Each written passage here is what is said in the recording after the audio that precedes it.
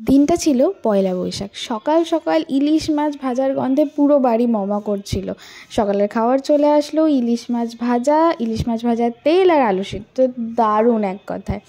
আর এখন চলে আসলো দুপুরের খাবার। দুপুরের খাবার হচ্ছে পাট শাক ভাজা ছিল, চাল কুমড়ো দিয়ে ইলিশ মাছের মাথা দিয়ে একটা চচ্চড়ি করেছিল, কাঁচকলা আলু দিয়ে কই মাছ করেছিল, তেল কই করেছিল, আর আমাদের শো স্টপার ইলিশ মাছ ছিল, আর সঙ্গে ছিল চাটনি আর মিষ্টি।